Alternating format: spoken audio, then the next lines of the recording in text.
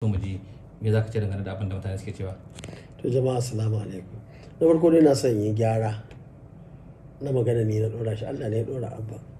Amma dai muna ɗaya daga cikin tsani, kai ma Yusuf ina jin kai ma tsani ne, domin watakila in a matsayinka na gogagge shi ka je ka jefa a ƙuri'a.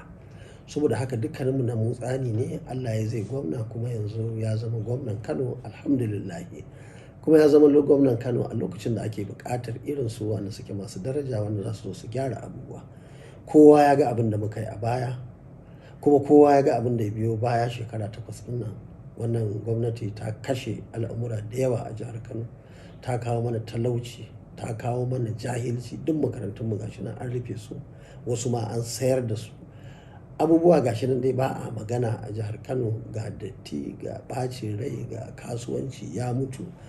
Dukkanin wannan abubuwa ne wanda suke masu na takaici. Kuma na son sanar da kai cewar a matsayina mutum, ko soja ne ko farar hula, ko a fati ɗinmu ko ba a fati ɗinmu ba, bayan da za a zo a yi mulki a Kano a ce ba ce wani abu ba. In an yi daidai zan faɗa. Su ma nan a matsayinsu na maƙiya ko masoya a farko suka zo suka mai da kansu maƙiya, ai ban yi shiru a kansu ba. Da abin da aka faɗa na da dama a matsayina na Rabi'u Kwankwaso ɗan jihar Kano, na da dama da zan yi magana. Kuma jihar mu ce, ba yadda za mu sake ƙyale mutane su zo su yi abubuwan da suka ga dama su kashe mana jiha. Yanzu an mai da jihar mu baya shekaru masu yawa baya.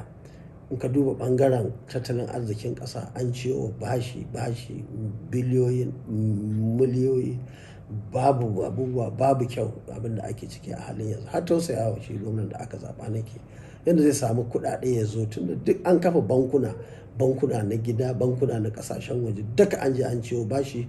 Kuma duka kuɗin nan mun gamsu da cewar sace su aka yi, domin a ƙasa mun ga komai ba, mu ga wani aiki da za a ce gashi an yi da shi ba. Kuma mulki ai dole da mutane za ka yi. Ni ma da na samu damar ne shekara 8 na mulki, har waɗansu guraren ai duk da su muka yi, kuma aka samu nasara. Kuma Allah da wannan ma mun ga wani abu za mu sa baki na a gyara, ko kuma a daɗa yi in an yi abu mai kyau. Saboda haka ba wai abba kaɗai ne ba, kowane ne ya zama, in Allah ya yarda, in ya yi daidai mu ce ya yi daidai, in bai daidai ba mu gaya masa mu ce bai daidai ba. Tunda dai nan gaba bayan za a samu wani mai zo ce zai yi shugabanci na gwamna a jihar Kano, ko kafin Rabi'u Kwankwaso shekara, to baka riga shi yin gwamnan ba. Saboda haka muke gode wa Allah da muka samu wannan dama. Kuma dole sai mun tsaya mun jajirce, ba da ni kawai ba, har da kai, har da al'ummar jihar Kano gabaki ɗaya. Sai mun zo mun haɗa kai, mun ba da goyon baya, mun yi aikin da ya kamata, mu fitar da tsari. Yanzu na sami labarukan ƙasashe na zaɓa wa'anda ake bayanin suna abubuwa masu kyau. Yanzu akwai Rwanda yar ƙanƙanuwar ƙasa ce, ko wajen kusa da Kano ba ta yi ba, amma ana ta samun ci gaba. Yanzu in Allah ya yarda a cikin azumin nan nake so in je in gano, kuma na tabbata shi ma gwamna zai samu lokaci ya je ya gano. Haka za mu je mu ɗauko samfur, mu zo mu kare Kano, mu tsaya mu jajirce.